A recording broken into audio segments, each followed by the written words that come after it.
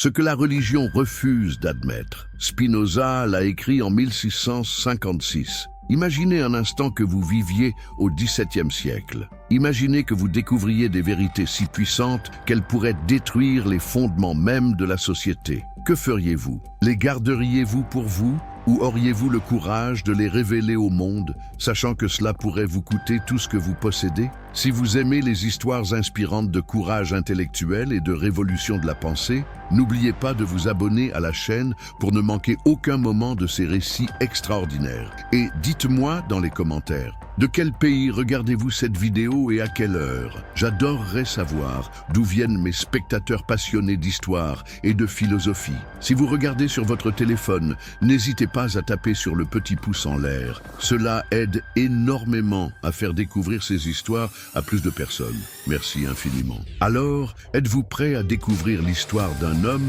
qui a osé défier non seulement sa propre communauté, mais l'ensemble du monde religieux de son époque? L'histoire de Baruch Spinoza commence dans les rues pavées d'Amsterdam en 1632. Mais elle va nous mener bien au-delà de ce que vous pourriez imaginer. De Juhul, l'enfant prodige d'Amsterdam, qui était vraiment ce jeune homme qui allait révolutionner la pensée occidentale. Baruch Spinoza naît le 24 novembre 1632 dans le quartier juif d'Amsterdam, au cœur d'une des communautés les plus prospères d'Europe. Mais savez-vous pourquoi sa famille se trouvait là? L'histoire de Spinoza commence en réalité bien avant sa naissance, avec ses grands-parents qui avaient fui l'Inquisition espagnole. Pouvez-vous imaginer cette terreur? Ces familles juives, forcées de se convertir au christianisme ou de mourir, avaient trouvé refuge dans les Pays-Bas, cette république naissante qui offrait une liberté religieuse inconnue ailleurs en Europe. Son père, Miguel de Spinoza, était devenu un marchand respecté, important des fruits secs et d'autres denrées depuis l'Espagne et le Portugal. La famille Spinoza faisait partie de cette bourgeoisie juive séfarade qui avait reconstruit sa vie loin des persécutions. Mais cette histoire familiale de fuite et d'exil marquera-t-elle la pensée du jeune Baruch? Absolument. Dès son plus jeune âge, Baruch montre une intelligence exceptionnelle. Dans l'école talmudique Etz Haïm, il excelle dans l'étude des textes sacrés. Ses professeurs sont émerveillés par sa capacité à saisir les subtilités les plus complexes de la tradition juive. Mais voici où l'histoire devient fascinante. Plus il étudie, plus il questionne. Imaginez ce jeune garçon, assis dans la synagogue, écoutant les rabbins expliquer les miracles de Moïse, la création du monde en 6 jours, les châtiments divins. Et maintenant, imaginez ce même garçon rentrant chez lui et découvrant les œuvres de Descartes, de Hobbes, de Machiavel. Que se passe-t-il dans l'esprit d'un génie quand 2 mondes de pensée si différents se rencontrent? À 15 ans, Baruch maîtrise parfaitement l'hébreu, l'araméen, l'espagnol, le portugais et le hollandais. Mais ce n'est pas seulement un polyglotte, c'est un penseur qui commence à voir les contradictions entre ce qu'on lui enseigne et ce qu'il observe dans le monde. Son père remarque ses questionnements et s'inquiète. Dans la communauté juive d'Amsterdam, poser trop de questions pouvait être dangereux. Ils avaient déjà échappé à une persécution. Pourquoi risquer d'en provoquer une autre? Mais peut-on vraiment arrêter un esprit comme celui de Spinoza? En 1654, la mort de son père change tout. À 22 ans, Baruch hérite de l'entreprise familiale, mais son cœur est ailleurs. Il commence à fréquenter des cercles intellectuels où se mélangent chrétiens, libéraux, déistes et libres penseurs. Ces hommes discutent des dernières découvertes scientifiques, remettent en question l'autorité de l'Église et osent appliquer la raison aux questions religieuses. C'est dans ces cercles que Spinoza rencontre des personnalités comme Franciscus van den Enden, son professeur de latin, ancien jésuite devenu libre penseur. Van den Enden lui fait découvrir non seulement les classiques latins, mais aussi les idées les plus révolutionnaires de l'époque. Imaginez l'impact de ces discussions sur un jeune homme déjà en questionnement. Mais voici la question cruciale. Que se passe-t-il quand un jeune prodige commence à exprimer publiquement ses doutes? La communauté juive d'Amsterdam était extrêmement vigilante. Ils avaient survécu à l'Inquisition en se montrant irréprochables. unis, fidèles à leur tradition. Un membre qui remettait en question les fondements de la foi représentait un danger pour tous. Les premières inquiétudes des rabbins apparaissent vers 1655. On rapporte que le jeune Spinoza aurait déclaré que l'âme pourrait ne pas être immortelle, que les anges pourraient ne pas exister, que Dieu pourrait avoir un corps. Ces affirmations, qui nous semblent aujourd'hui des questions philosophiques légitimes, étaient alors considérées comme de pures hérésies. Imaginez la tension qui monte dans la communauté. D'un côté, un jeune homme brillant, respecté pour son intelligence, issu d'une famille honorable. De l'autre, des responsables religieux terrifiés à l'idée que ces idées puissent contaminer d'autres membres de la communauté. Comment cette situation pouvait-elle se résoudre autrement que par un affrontement? Les rabbins tentent d'abord la diplomatie. Ils offrent à Spinoza une rente annuelle de 1000 florins, une somme considérable à l'époque, s'il accepte de garder le silence sur ses opinions et de continuer à fréquenter la synagogue. 1000 florins, c'était assez pour vivre confortablement sans travailler. Mais que fait Spinoza? Il refuse catégoriquement. Pourquoi un jeune homme de 23 ans refuserait-il une telle offre? Qu'est-ce qui pouvait être plus précieux pour lui que la sécurité financière et l'acceptation sociale? La réponse révèle le caractère extraordinaire de Spinoza. Il préférait la vérité à tout le reste. La nuit du 27 juillet 1656. Arrivons maintenant au moment le plus dramatique de cette histoire. Êtes-vous prêts à revivre l'une des excommunications les plus célèbres de l'histoire? Le 27 juillet 1656, un jeudi, la synagogue portugaise d'Amsterdam se remplit d'une atmosphère lourde et solennelle. Imaginez cette scène. Les fidèles entrent en silence, conscients qu'ils vont assister à quelque chose d'extraordinaire et de terrible. Au centre, les rabbins en grande robe noire, le visage grave. Et quelque part dans l'assistance, Baruch Spinoza, 23 ans, sachant que sa vie va basculer. Mais savez-vous ce qui rend cette excommunication si particulière? Ce n'est pas seulement sa sévérité, c'est la précision avec laquelle les accusations sont formulées. Les rabbins ne condamnent pas seulement des actes, ils condamnent une façon de penser. Le rabbin Saul Lévi Mortera se lève. Cet homme avait été le professeur de Spinoza, celui qui avait admiré son intelligence précoce. Imaginez sa douleur et sa colère mélangées quand il prononce ces mots qui résonneront à travers l'histoire. Par le jugement des anges et la sentence des saints, nous excommunions, maudissons et anathématisons Baruch de Spinoza avec le consentement de Dieu béni et de toute cette sainte assemblée devant les saints livres de la Torah avec les 613 commandements qui y sont écrits. Mais ce n'est que le début. La malédiction continue et chaque mot est choisi pour faire de Spinoza un paria total. Qu'il soit maudit le jour et qu'il soit maudit la nuit. Qu'il soit maudit quand il se couche et qu'il soit maudit quand il se lève. Qu'il soit maudit quand il sort et qu'il soit maudit quand il entre. Que l'Éternel ne lui pardonne jamais. Que la colère et l'indignation de l'Éternel s'embrasent contre cet homme et fassent venir sur lui toutes les malédictions écrites dans le livre de la loi. Pouvez-vous imaginer l'impact de ces paroles sur un jeune homme de 23 ans? Mais voici ce qui est extraordinaire. Selon tous les témoignages, Spinoza reste impassible. Pas un geste, pas une émotion visible. Comme s'il s'attendait à ce moment, comme s'il l'avait accepté depuis longtemps. La malédiction se termine par ces mots terrifiants. Que personne ne lui parle oralement ou par écrit, ne lui rende aucun service, ne demeure sous le même toit que lui, ne s'approche de lui à moins de 4 coudées et ne lise aucun écrit composé ou écrit par lui. 4 coudées, environ 2 mètres. Même sa propre famille ne pouvait plus s'approcher de lui. Ses amis d'enfance devaient l'éviter dans la rue. Sa propre sœur ne pouvait plus lui adresser la parole. Avez-vous déjà imaginé ce que représente un tel isolement pour un être humain? Mais qu'est-ce qui avait provoqué une réaction si extrême? Les accusations étaient multiples et révélatrices de la révolution intellectuelle que Spinoza portait en lui. On l'accusait d'avoir dit que Dieu n'existait que philosophiquement, que l'âme mourait avec le corps, que la Torah n'était pas d'origine divine, mais un livre écrit par des hommes. Plus grave encore pour les rabbins. Spinoza aurait affirmé que les rituels juifs n'avaient aucune valeur spirituelle particulière, qu'ils n'étaient que des coutumes humaines sans signification divine. Pour une communauté qui avait préservé ses rituels au prix de persécutions séculaires, c'était inacceptable. Mais voici le détail le plus révélateur. Selon plusieurs témoins, quand Spinoza sort de la synagogue ce soir-là,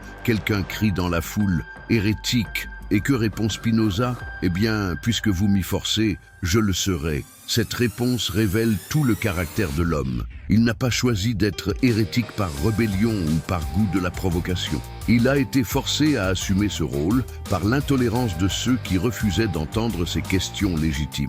Le lendemain, Spinoza ne vit plus dans le quartier juif. Il déménage chez des amis chrétiens, change son prénom de Baruch, béni en hébreu, en Benedictus, béni en latin, et commence une nouvelle vie. Mais était-ce vraiment un nouveau départ ou l'aboutissement logique d'un processus intellectuel commencé des années plus tôt? Le Dieu qui bouleverse tout. Maintenant que nous avons vu comment Spinoza est devenu un paria, découvrons les idées révolutionnaires qui ont provoqué une telle réaction. Êtes-vous prêts à comprendre pourquoi ces conceptions de Dieu ont terrorisé non seulement les rabbins juifs, mais aussi les prêtres chrétiens et les imams musulmans? La révolution spinoziste commence par une question apparemment simple. Qu'est-ce que Dieu? Mais attention, car la réponse de Spinoza va détruire des millénaires de pensées religieuses traditionnelles. Pour les religions monothéistes, Dieu est un être personnel, séparé du monde, qu'il l'a créé par un acte de volonté libre. Ce Dieu récompense les bons, punit les méchants,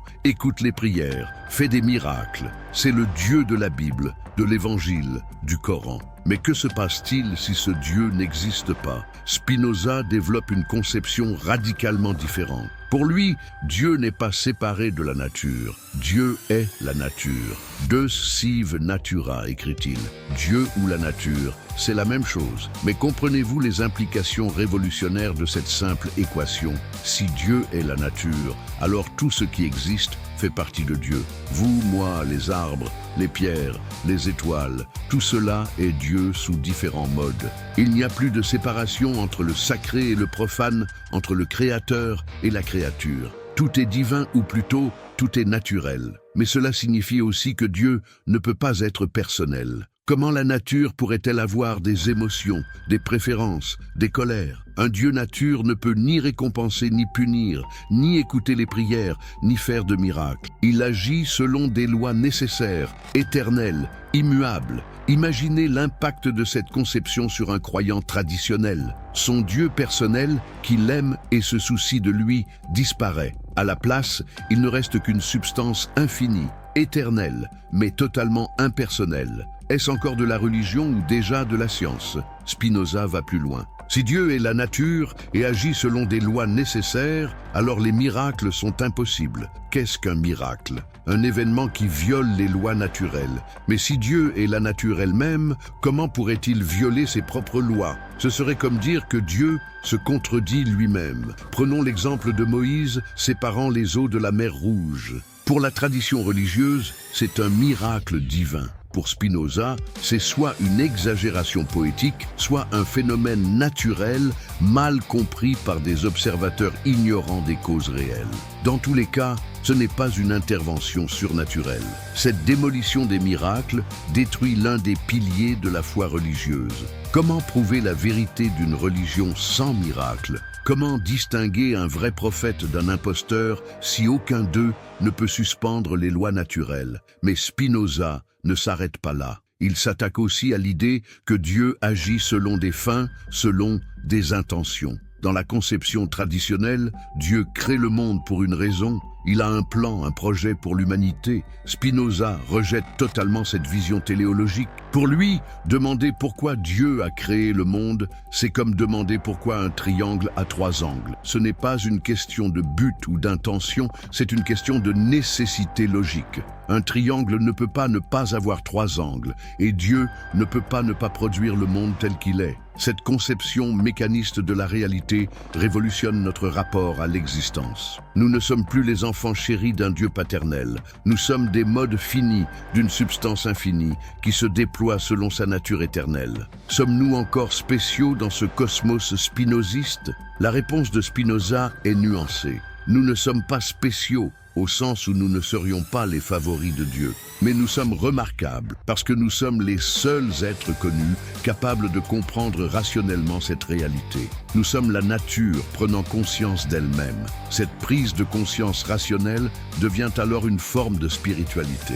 Plus nous comprenons les lois qui nous gouvernent, plus nous nous rapprochons de la vérité divine. La connaissance devient une forme de dévotion, la science une forme de prière. Mais imaginez la réaction des autorités religieuses face à de telles idées. Spinoza ne se contentait pas de nier leur Dieu, il proposait de le remplacer par quelque chose de complètement différent. Il ne détruisait pas seulement la religion, il en créait une nouvelle, basée sur la raison plutôt que sur la foi. Et c'est précisément cette dimension révolutionnaire qui rendait Spinoza si dangereux. Il n'était pas un simple athée qui niait l'existence de Dieu. Il était quelque chose de beaucoup plus subversif, un mystique rationnel qui transformait Dieu en nature et la nature en objet d'étude scientifique. Eulube, l'illusion de la liberté. Après avoir révolutionné notre conception de Dieu, Spinoza s'attaque à une autre croyance fondamentale, notre liberté. Croyez-vous être libre de vos choix? Pensez-vous décider consciemment de vos actions? Préparez-vous à une révélation qui va ébranler cette certitude. Spinoza affirme quelque chose de radical. Le libre arbitre est une illusion. Nous ne sommes pas plus libres de nos actions qu'une pierre n'est libre de tomber quand on la lâche. Mais comment peut-il soutenir une thèse si contraire à notre expérience quotidienne? Sa démonstration commence par un principe logique simple. Tout ce qui existe a une cause. Vous bougez votre main, il y a une cause, votre volonté. Mais qu'est-ce qui cause votre volonté? Une réflexion, un désir, une émotion. Et qu'est-ce qui cause cette réflexion?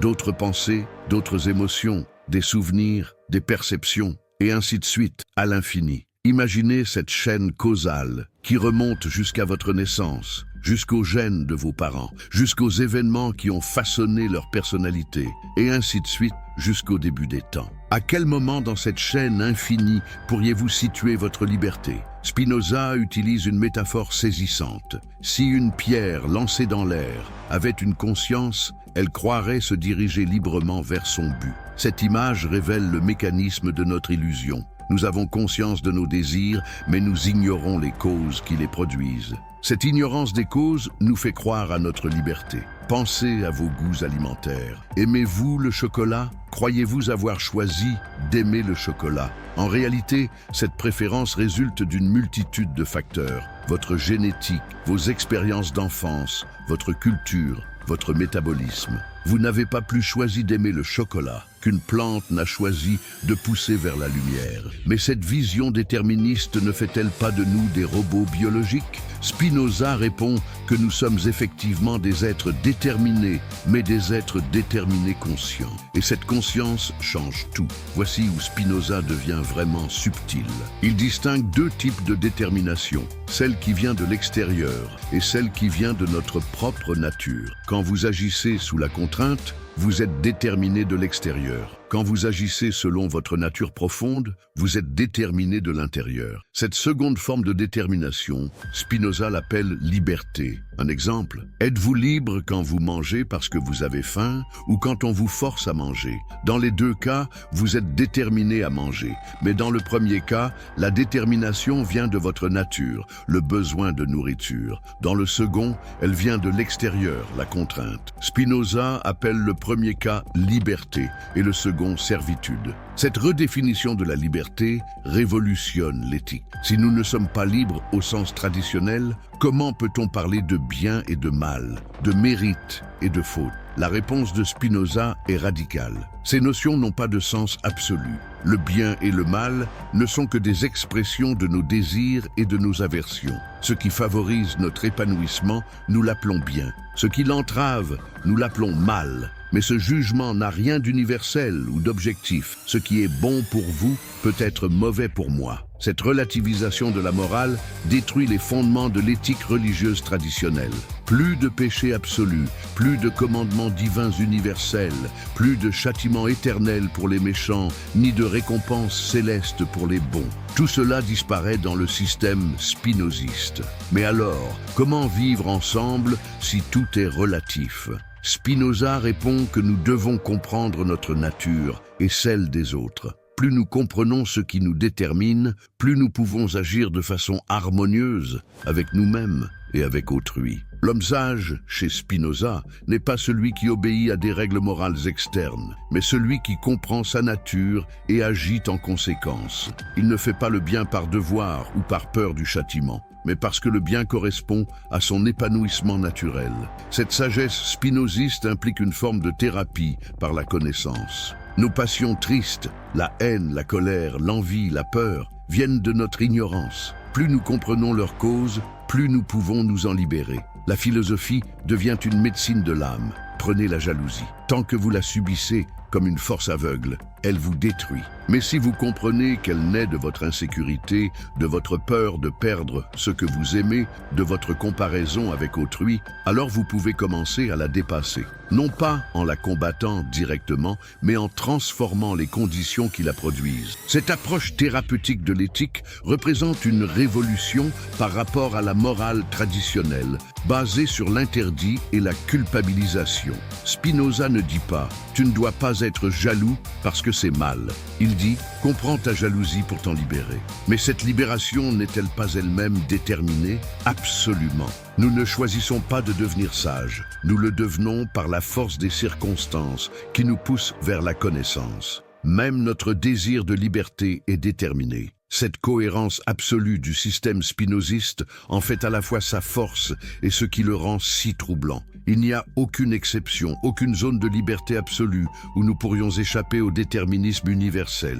Même nos efforts pour nous libérer font partie du déterminisme qui nous libère. Voilà pourquoi cette philosophie était si dangereuse pour les autorités religieuses. Elle ne se contentait pas de nier le libre arbitre théoriquement, elle proposait une pratique de vie cohérente avec cette négation. Et cette pratique minait tous les fondements du pouvoir religieux basé sur la culpabilité, la récompense et la punition. Ce que la religion refuse d'admettre, l'histoire révolutionnaire de Spinoza. Imaginez un instant que vous viviez au XVIIe siècle. Imaginez que vous découvriez des vérités si puissantes qu'elles pourraient détruire les fondements même de la société. Que feriez-vous? Les garderiez-vous pour vous? Ou auriez-vous le courage de les révéler au monde, sachant que cela pourrait vous coûter tout ce que vous possédez? Si vous aimez les histoires inspirantes de courage intellectuel et de révolution de la pensée, n'oubliez pas de vous abonner à la chaîne pour ne manquer aucun moment de ces récits extraordinaires. Et dites-moi dans les commentaires,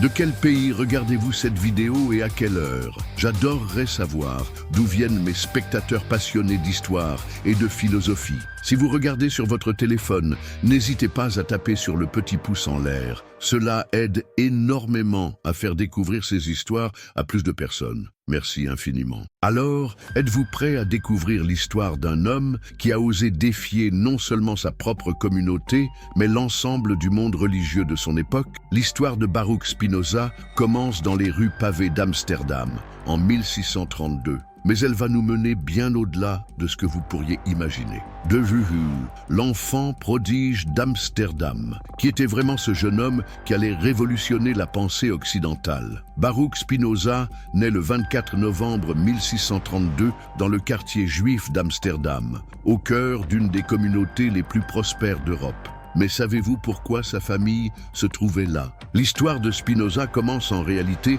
bien avant sa naissance, avec ses grands-parents qui avaient fui l'Inquisition espagnole. Pouvez-vous imaginer cette terreur? Ces familles juives, forcées de se convertir au christianisme ou de mourir, avaient trouvé refuge dans les Pays-Bas, cette république naissante qui offrait une liberté religieuse inconnue ailleurs en Europe.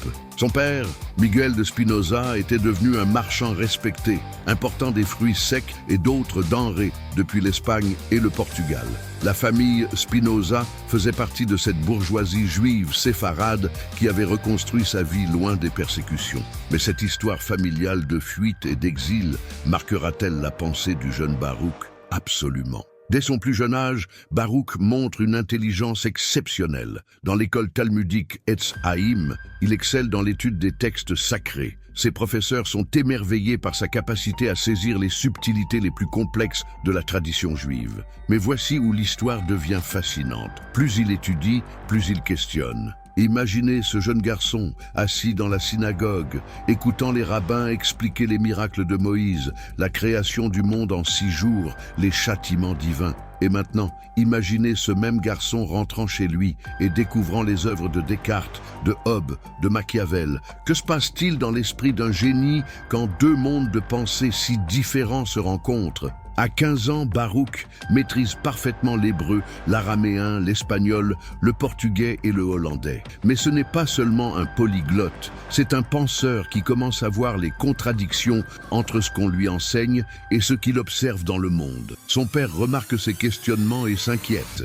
Dans la communauté juive d'Amsterdam, poser trop de questions pouvait être dangereux. Ils avaient déjà échappé à une persécution. Pourquoi risquer d'en provoquer une autre? Mais peut-on vraiment arrêter un esprit comme celui de Spinoza? En 1654, la mort de son père change tout. À 22 ans, Baruch hérite de l'entreprise familiale, mais son cœur est ailleurs. Il commence à fréquenter des cercles intellectuels où se mélangent chrétiens, libéraux, déistes et libres penseurs. Ces hommes discutent des dernières découvertes scientifiques, remettent en question l'autorité de l'Église et osent appliquer la raison aux questions religieuses. C'est dans ces cercles que Spinoza rencontre des personnalités comme Franciscus van den Enden, son professeur de latin, ancien jésuite devenu libre penseur. Van den Enden lui fait découvrir non seulement les classiques latins, mais aussi les idées les plus révolutionnaires de l'époque. Imaginez l'impact de ces discussions sur un jeune homme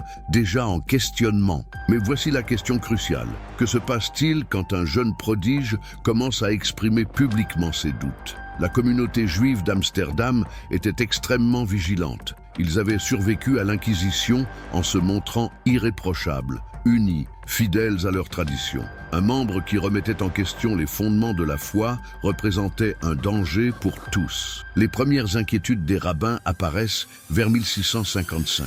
On rapporte que le jeune Spinoza aurait déclaré que l'âme pourrait ne pas être immortelle, que les anges pourraient ne pas exister, que Dieu pourrait avoir un corps. Ces affirmations, qui nous semblent aujourd'hui des questions philosophiques légitimes, étaient alors considérées comme de pures hérésies. Imaginez la tension qui monte dans la communauté. D'un côté, un jeune homme brillant, respecté pour son intelligence, issu d'une famille honorable. De l'autre, des responsables religieux terrifiés à l'idée que ces idées puissent contaminer d'autres membres de la communauté. Comment cette situation pouvait-elle se résoudre autrement que par un affrontement? Les rabbins tentent d'abord la diplomatie. Ils offrent à Spinoza une rente annuelle de 1000 florins, une somme considérable à l'époque, s'il accepte de garder le silence sur ses opinions et de continuer à fréquenter la synagogue.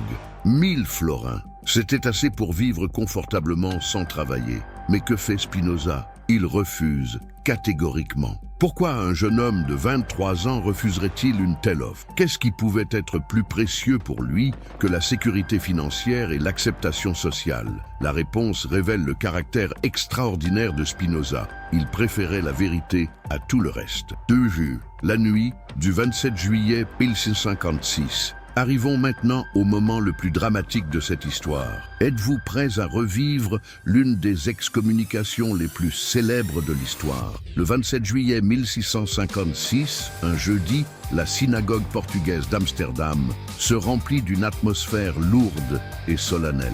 Imaginez cette scène.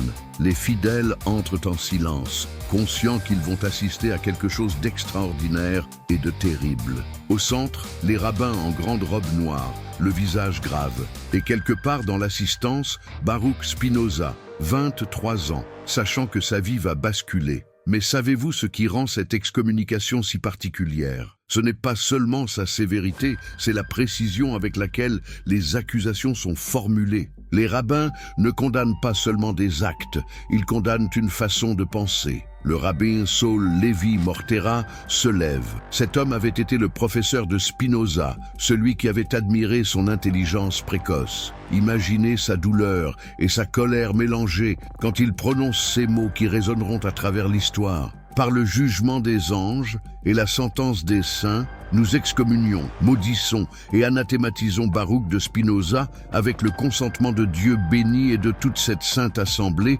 devant les saints livres de la Torah avec les 613 commandements qui y sont écrits. Mais ce n'est que le début. La malédiction continue et chaque mot est choisi pour faire de Spinoza un paria total, qu'il soit maudit le jour et qu'il soit maudit la nuit. Qu'il soit maudit quand il se couche et qu'il soit maudit quand il se lève. Qu'il soit maudit quand il sort et qu'il soit maudit quand il entre. Que l'Éternel ne lui pardonne jamais. Que la colère et l'indignation de l'Éternel s'embrasent contre cet homme et fassent venir sur lui toutes les malédictions écrites dans le livre de la loi. Pouvez-vous imaginer l'impact de ces paroles sur un jeune homme de 23 ans? Mais voici ce qui est extraordinaire. Selon tous les témoignages, Spinoza reste impassible. Pas un geste, pas une émotion visible. Comme s'il s'attendait à ce moment, comme s'il l'avait accepté depuis longtemps. La malédiction se termine par ces mots terrifiants. Que personne ne lui parle oralement ou par écrit, ne lui rende aucun service, ne demeure sous le même toit que lui, ne s'approche de lui à moins de 4 coudées et ne lise aucun écrit composé ou écrit par lui. 4 coudées, environ 2 mètres. Même sa propre famille ne pouvait plus s'approcher de lui. Ses amis d'enfance devaient l'éviter dans la rue. Sa propre sœur ne pouvait plus lui adresser la parole. Avez-vous déjà imaginé ce que représente un tel isolement pour un être humain? Mais qu'est-ce qui avait provoqué une réaction si extrême? Les accusations étaient multiples et révélatrices de la révolution intellectuelle que Spinoza portait en lui. On l'accusait d'avoir dit que Dieu n'existait que philosophiquement, que l'âme mourait avec le corps, que la Torah n'était pas d'origine divine, mais un livre écrit par des hommes. Plus grave encore pour les rabbins, Spinoza aurait affirmé que les rituels juifs n'avaient aucune valeur spirituelle particulière, qu'ils n'étaient que des coutumes humaines sans signification divine.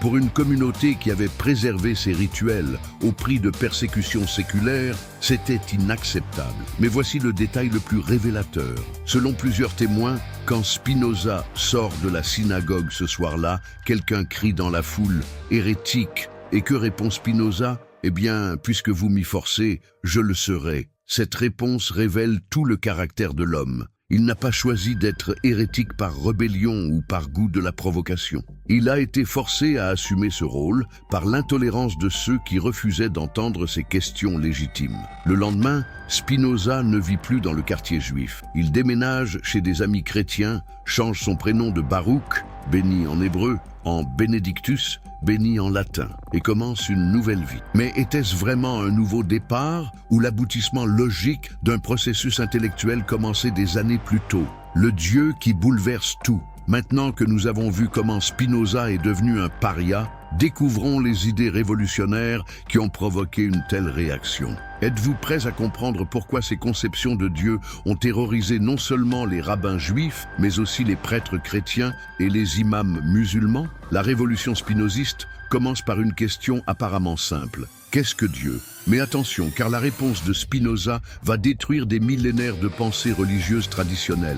Pour les religions monothéistes, Dieu est un être personnel, séparé du monde, qu'il a créé par un acte de volonté libre. Ce Dieu récompense les bons, punit les méchants, écoute les prières, fait des miracles. C'est le Dieu de la Bible, de l'Évangile, du Coran. Mais que se passe-t-il si ce Dieu n'existe pas? Spinoza développe une conception radicalement différente. Pour lui, Dieu n'est pas séparé de la nature. Dieu est la nature. Deus sive natura, écrit-il. Dieu ou la nature, c'est la même chose. Mais comprenez-vous les implications révolutionnaires de cette simple équation? Si Dieu est la nature, alors tout ce qui existe fait partie de Dieu. Vous, moi, les arbres, les pierres, les étoiles, tout cela est Dieu sous différents modes. Il n'y a plus de séparation entre le sacré et le profane, entre le créateur et la créature. Tout est divin ou plutôt, tout est naturel. Mais cela signifie aussi que Dieu ne peut pas être personnel.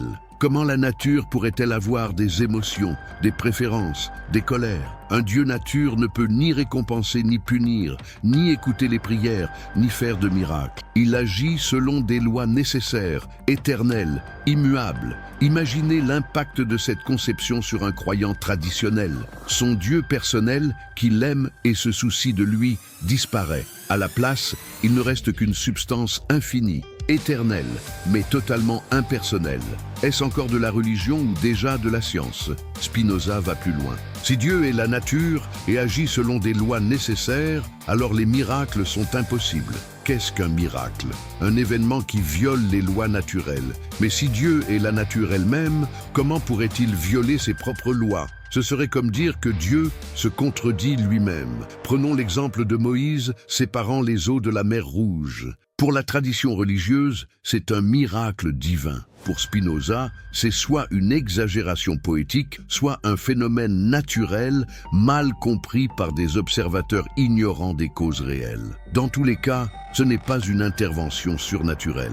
Cette démolition des miracles détruit l'un des piliers de la foi religieuse. Comment prouver la vérité d'une religion sans miracle? Comment distinguer un vrai prophète d'un imposteur si aucun d'eux ne peut suspendre les lois naturelles? Mais Spinoza ne s'arrête pas là. Il s'attaque aussi à l'idée que Dieu agit selon des fins, selon des intentions. Dans la conception traditionnelle, Dieu crée le monde pour une raison. Il a un plan, un projet pour l'humanité. Spinoza rejette totalement cette vision téléologique. Pour lui, demander pourquoi Dieu a créé le monde, c'est comme demander pourquoi un triangle a 3 angles. Ce n'est pas une question de but ou d'intention, c'est une question de nécessité logique. Un triangle ne peut pas ne pas avoir 3 angles, et Dieu ne peut pas ne pas produire le monde tel qu'il est. Cette conception mécaniste de la réalité révolutionne notre rapport à l'existence. Nous ne sommes plus les enfants chéris d'un Dieu paternel.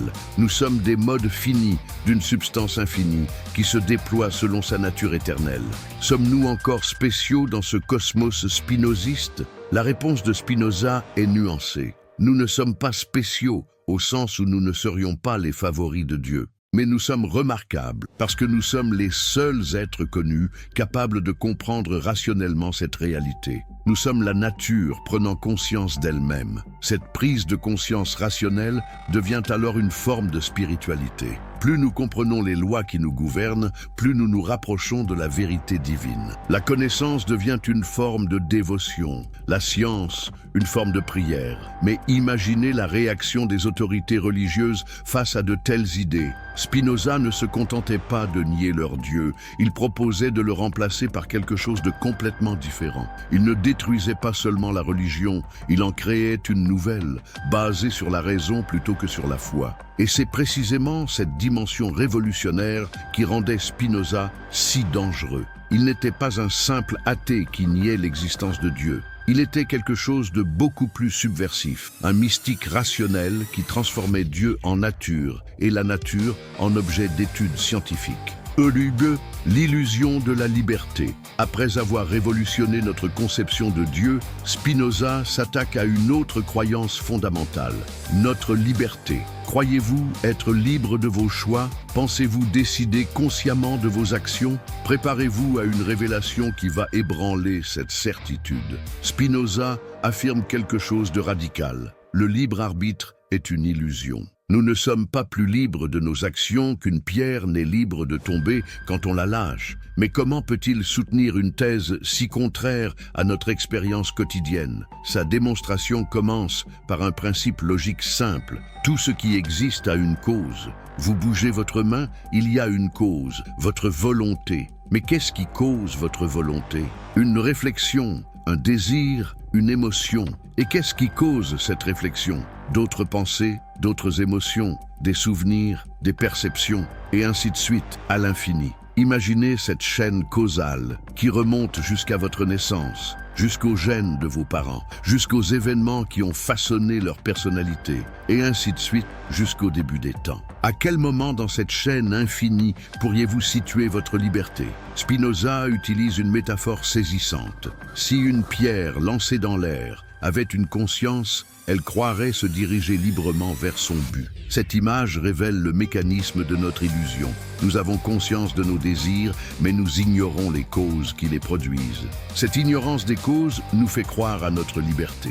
Pensez à vos goûts alimentaires. Aimez-vous le chocolat? Croyez-vous avoir choisi d'aimer le chocolat? En réalité, cette préférence résulte d'une multitude de facteurs. Votre génétique, vos expériences d'enfance, votre culture, votre métabolisme. Vous n'avez pas plus choisi d'aimer le chocolat qu'une plante n'a choisi de pousser vers la lumière. Mais cette vision déterministe ne fait-elle pas de nous des robots biologiques? Spinoza répond que nous sommes effectivement des êtres déterminés, mais des êtres déterminés conscients. Et cette conscience change tout. Voici où Spinoza devient vraiment subtil. Il distingue deux types de détermination, celle qui vient de l'extérieur et celle qui vient de notre propre nature. Quand vous agissez sous la contrainte, vous êtes déterminé de l'extérieur.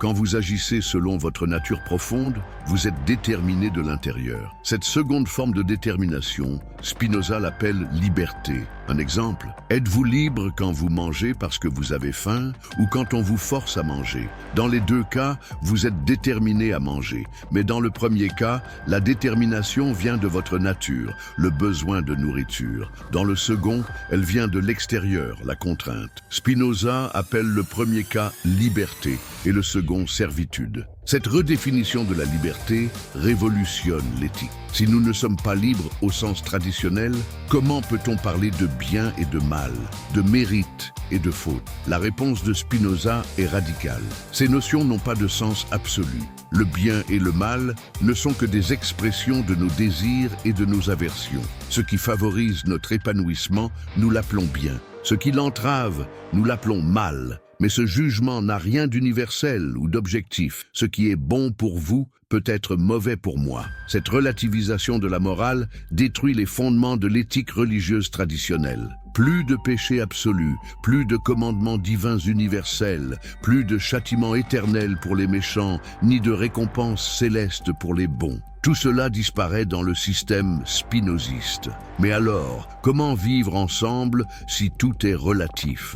Spinoza répond que nous devons comprendre notre nature et celle des autres. Plus nous comprenons ce qui nous détermine, plus nous pouvons agir de façon harmonieuse avec nous-mêmes et avec autrui. L'homme sage, chez Spinoza, n'est pas celui qui obéit à des règles morales externes, mais celui qui comprend sa nature et agit en conséquence. Il ne fait pas le bien par devoir ou par peur du châtiment, mais parce que le bien correspond à son épanouissement naturel. Cette sagesse spinoziste implique une forme de thérapie par la connaissance. Nos passions tristes, la haine, la colère, l'envie, la peur, viennent de notre ignorance. Plus nous comprenons leurs causes, plus nous pouvons nous en libérer. La philosophie devient une médecine de l'âme. Prenez la jalousie. Tant que vous la subissez comme une force aveugle, elle vous détruit. Mais si vous comprenez qu'elle naît de votre insécurité, de votre peur de perdre ce que vous aimez, de votre comparaison avec autrui, alors vous pouvez commencer à la dépasser. Non pas en la combattant directement, mais en transformant les conditions qui la produisent. Cette approche thérapeutique de l'éthique représente une révolution par rapport à la morale traditionnelle, basée sur l'interdit et la culpabilisation. Spinoza ne dit pas « tu ne dois pas être jaloux parce que c'est mal ». Il dit « comprends ta jalousie pour t'en libérer ». Mais cette libération n'est-elle pas elle-même déterminée? Absolument. Nous ne choisissons pas de devenir sages, nous le devenons par la force des circonstances qui nous poussent vers la connaissance. Même notre désir de liberté est déterminé. Cette cohérence absolue du système spinoziste en fait à la fois sa force et ce qui le rend si troublant. Il n'y a aucune exception, aucune zone de liberté absolue où nous pourrions échapper au déterminisme universel. Même nos efforts pour nous libérer font partie du déterminisme qui nous libère. Voilà pourquoi cette philosophie était si dangereuse pour les autorités religieuses. Elle ne se contentait pas de nier le libre arbitre théoriquement, elle proposait une pratique de vie cohérente avec cette négation. Et cette pratique minait tous les fondements du pouvoir religieux basé sur la culpabilité, la récompense et la punition. Tu gauges la religion comme machine de contrôle. Mes chers amis passionnés d'histoire, nous voici arrivés au cœur de l'analyse la plus subversive de Spinoza. Si vous appréciez ces récits qui révèlent les mécanismes cachés du pouvoir à travers l'histoire, je vous invite chaleureusement à vous abonner pour ne manquer aucune de ces révélations extraordinaires. Et n'hésitez pas à me dire dans les commentaires de quel pays vous nous rejoignez et à quelle heure vous découvrez cette histoire. Cela me fait toujours un immense plaisir de voir d'où viennent mes spectateurs curieux. Si vous regardez sur votre téléphone portable, un petit pouce levé m'aiderait énormément à faire connaître ces histoires fascinantes à davantage de personnes. Merci du fond du cœur. Alors, êtes-vous prêts à découvrir comment Spinoza a démonté pièce par pièce le plus grand système de contrôle social de son époque? Comment un homme seul a-t-il osé révéler les ressorts secrets du pouvoir religieux? Attachez-vous, car ce que vous allez découvrir va changer votre regard sur l'histoire des religions pour toujours. Nous sommes en 1665. Spinoza, maintenant âgé de 33 ans, vit dans une petite maison à Voorburg, près de La Haye. Il a quitté Amsterdam depuis longtemps, mais les échos de ses idées continuent de se propager dans toute l'Europe. Et c'est précisément à cette époque qu'il commence à rédiger son œuvre la plus explosive, le traité théologico-politique. Mais pourquoi Spinoza ressent-il le besoin d'écrire ce livre? Imaginez l'Europe de 1665. Les guerres de religion ont déchiré le continent pendant plus d'un siècle. Catholiques et protestants s'entretuent au nom du même Dieu. Les bûchers de l'Inquisition brûlent encore. Les procès de sorcellerie se multiplient. Et partout, les autorités religieuses maintiennent leur pouvoir par la terreur et la superstition. Spinoza observe ce spectacle avec l'œil froid du philosophe. Mais que voit-il vraiment derrière ces conflits apparemment théologiques? Il voit des hommes utilisant la religion pour asservir d'autres hommes. Il voit la peur transformée en instrument de domination. Il voit la superstition érigée en système politique. Sa première découverte révolutionnaire concerne la nature de la peur religieuse. D'où vient cette terreur qui pousse les hommes à se prosterner devant des autorités spirituelles? Spinoza identifie deux sources principales, l'ignorance des causes naturelles et l'angoisse face à l'incertitude de l'existence. Imaginez nos ancêtres face à un orage. Ils ne connaissent pas les lois de la météorologie, ils ne comprennent pas les phénomènes électriques. Que font-ils? Ils inventent des dieux de l'orage, des rituels pour les apaiser, des prêtres pour intercéder. La peur de l'inconnu engendre la superstition et la superstition engendre le pouvoir religieux. Mais Spinoza va plus loin. Il montre que cette peur n'est pas seulement individuelle, elle est savamment entretenue par ceux qui en profitent. Les prêtres, les prophètes, les autorités religieuses ont tout intérêt à maintenir les masses dans l'ignorance. Plus les gens ont peur, plus ils sont dociles. Plus ils sont dociles, plus ils sont manipulables. Prenons l'exemple des miracles que Spinoza a déjà démolis philosophiquement. Quel est leur rôle social? Ils servent à établir l'autorité de celui qui prétend les accomplir. Moïse sépare la mer Rouge, donc il faut lui obéir. Jésus ressuscite Lazare, donc il faut croire en lui. Mahomet fait jaillir une source dans le désert, donc il faut suivre ses commandements. Mais que se passe-t-il si ces miracles n'ont jamais eu lieu ou s'ils s'expliquent par des causes naturelles? Toute l'autorité qui s'appuie sur eux s'effondre. Voilà pourquoi la démonstration spinoziste de l'impossibilité des miracles était si dangereuse pour les pouvoirs établis. Spinoza entreprend alors un travail de déconstruction historique fascinant. Il analyse la Bible non plus comme un livre sacré, mais comme un document historique rédigé par des hommes dans des contextes politiques précis. Et ses découvertes sont stupéfiantes. Qui était vraiment Moïse? Pour la tradition, c'est le prophète par excellence, celui qui a reçu directement la loi divine sur le mont Sinaï. Pour Spinoza, c'est un leader politique habile qui a su unifier des tribus nomades en leur donnant une identité commune et des lois pratiques. Analysons la situation. Des tribus hébraïques sortent d'Égypte, probablement à la suite d'une crise politique ou économique. Elles se retrouvent dans le désert, sans organisation, sans territoire, sans unité. Que fait Moïse?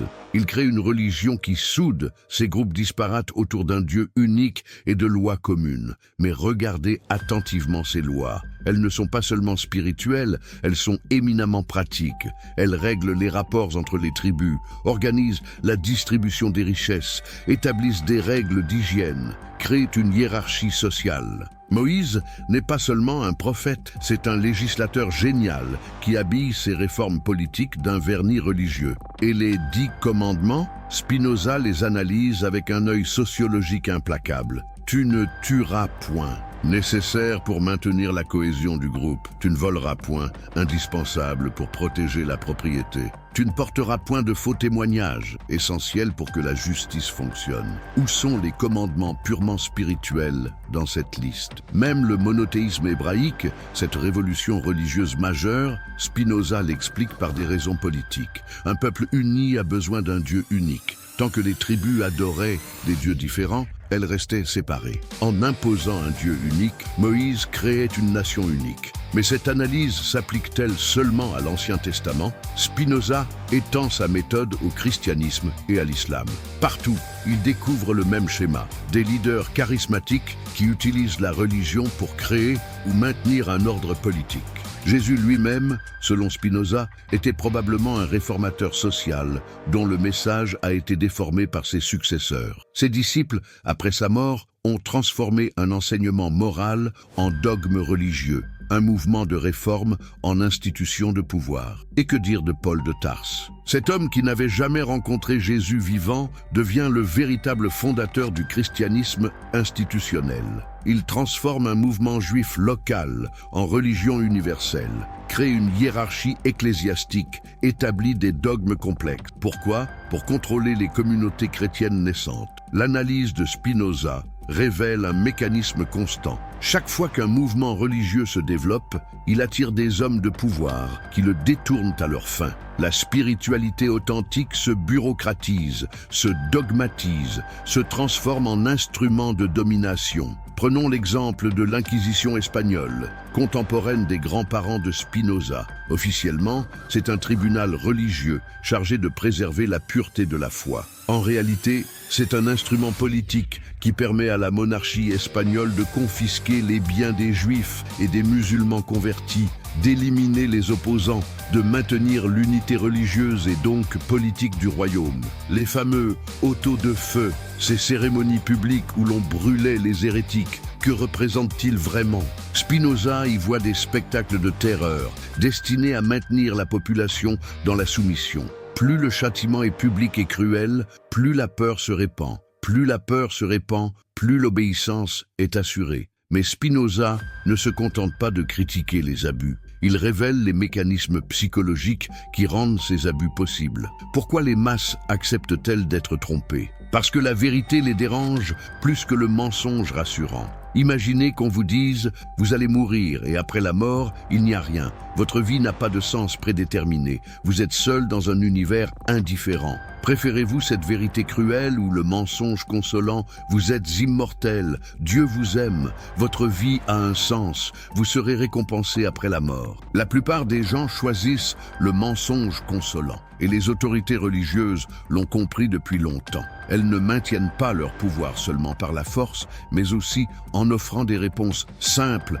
à des questions complexes, des certitudes face à l'angoisse existentielle. Spinoza révèle aussi comment les religions utilisent la culpabilité comme instrument de contrôle. Elles créent des péchés artificiels, puis vendent l'absolution. Elles promettent des châtiments éternels, puis proposent des moyens d'y échapper. C'est un système parfait. On crée le mal pour vendre le remède. Prenez l'exemple du célibat des prêtres catholiques. Quelle est sa fonction réelle? Officiellement, c'est pour imiter la pureté du Christ. Mais Spinoza y voit une stratégie de pouvoir. Un prêtre célibataire n'a pas de famille à nourrir, donc il dépend entièrement de l'institution. Il ne peut pas transmettre sa charge à ses enfants, donc l'Église garde le contrôle des nominations. C'est de la politique déguisée en spiritualité. Et les indulgences, ces remises de peine vendues par l'Église catholique au Moyen-Âge, Spinoza y voit la preuve ultime de la commercialisation de la religion. On transforme le salut en marchandise, la grâce en business. Plus vous payez, plus vous êtes sauvé. Est-ce encore de la religion ou déjà du commerce? Mais voici la découverte la plus troublante de Spinoza. Les autorités religieuses finissent souvent par croire à leurs propres mensonges. Elles commencent par utiliser cyniquement la religion pour maintenir leur pouvoir, puis elles s'hypnotisent elles-mêmes avec leur propre doctrine. Cette auto-intoxication rend le système encore plus dangereux. Un tyran qui sait qu'il ment peut encore être raisonné. Un fanatique qui croit sincèrement à ses erreurs devient incontrôlable. Il peut commettre les pires atrocités en étant convaincu de servir Dieu. Spinoza termine son analyse par une proposition révolutionnaire. Et si on séparait la religion de l'État? Et si on laissait chacun libre de croire ce qu'il veut, tant qu'il respecte les lois civiles? Cette idée, banale aujourd'hui, était révolutionnaire au XVIIe siècle. Imaginez la réaction des autorités de l'époque. Spinoza ne proposait rien de moins que de priver les religions de leur pouvoir politique. Plus d'inquisition, plus de guerres de religion, plus de persécutions pour hérésie. La religion redeviendrait une affaire privée, la politique une affaire rationnelle. Mais cette séparation ne risquait-elle pas de détruire la morale publique? Spinoza répond que la vraie morale ne dépend pas de la religion mais de la raison. Un homme peut être vertueux sans croire en Dieu et croyant sans être vertueux. L'histoire regorge d'exemples dans les deux sens. Jove, l'héritage éternel d'un révolutionnaire. Arrivons maintenant au terme de cette histoire extraordinaire. Que devient Spinoza après avoir lancé ses bombes intellectuelles? Comment finit un homme qui a osé défier toutes les autorités de son temps? Et surtout, quel héritage laisse-t-il à l'humanité? Nous sommes en 1667. Spinoza, âgé de 44 ans seulement, sent ses forces décliner. Il vit depuis des années dans une modeste chambre louée chez une famille protestante de La Haye. Sa santé, fragilisée par des années de travail intensif et par la poussière de verre qu'il inhale en polissant ses lentilles, se détériore rapidement. Mais imaginez la solitude de cet homme, excommunié par les Juifs, méfié par les chrétiens, censuré par les autorités politiques, il n'a qu'un petit cercle d'amis fidèles. Ses livres sont interdits, ses idées sont combattues, son nom est synonyme d'hérésie dans toute l'Europe. A-t-il parfois regretté d'avoir payé si cher sa soif de vérité? Tous les témoignages concordent. Jamais. Jusqu'à son dernier souffle, Spinoza reste fidèle à ses convictions. Il continue à écrire, à correspondre avec les savants de son temps, à développer sa philosophie. Sa sérénité face à l'adversité impressionne même ses ennemis. Le 21 février 1677, un dimanche matin, Spinoza s'éteint paisiblement dans sa chambre. Ses derniers mots, selon son logeur, sont « Tout est bien ». 4 mots qui résument toute sa philosophie, l'acceptation rationnelle de la nécessité naturelle. Mais savez-vous ce qui se passe immédiatement après sa mort? Ses amis se précipitent pour sauver ses manuscrits. Ils savent que les autorités vont tout saisir, tout détruire. En quelques heures, ils cachent ses écrits les plus importants et organisent leur publication clandestine. Quelques mois plus tard, en novembre 1677, paraît anonymement à Amsterdam un volume intitulé « Opera Postuma », œuvre posthume. Il contient l'éthique, le traité politique inachevé, la correspondance et d'autres textes. Aucun nom d'auteur, aucun nom d'éditeur, aucune adresse.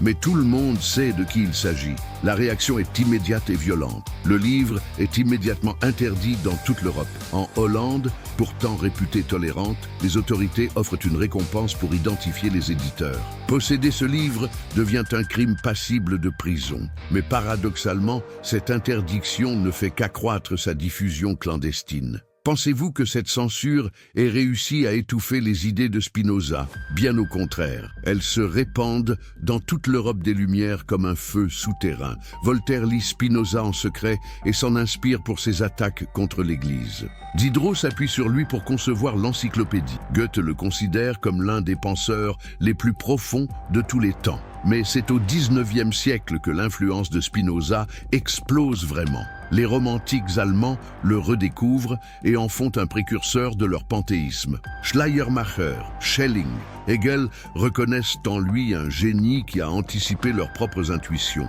Et puis arrive un homme qui va porter l'héritage spinoziste vers des sommets inattendus, Albert Einstein. Quand on demande au grand physicien s'il croit en Dieu, il répond « Je crois au Dieu de Spinoza qui se révèle dans l'harmonie ordonnée de ce qui existe, non en un Dieu qui se préoccupe du destin et des actions des hommes. » Comprenez-vous la portée de cette déclaration ? Le plus grand scientifique du XXe siècle reconnaît en Spinoza un précurseur de sa propre vision de l'univers. La relativité générale, cette théorie qui révolutionne notre compréhension de l'espace et du temps, Einstein la conçoit dans un esprit profondément spinoziste. Comme Spinoza, Einstein voit l'univers comme un système unifié régi par des lois mathématiques élégantes.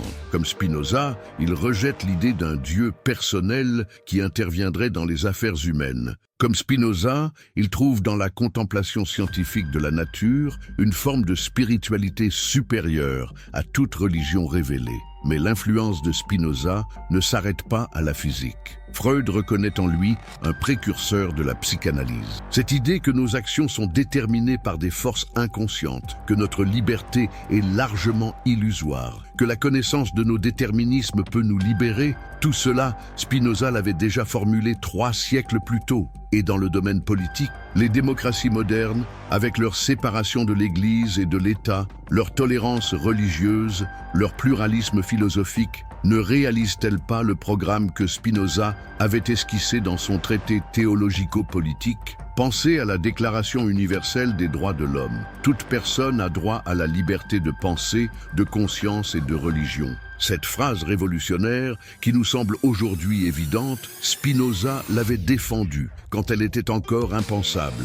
Mais peut-être l'héritage le plus profond de Spinoza réside-t-il dans sa méthode, l'application de la raison à tous les domaines de l'existence, y compris les plus sacrés. Avant lui, certains sujets étaient tabous, intouchables, au-delà de la critique rationnelle.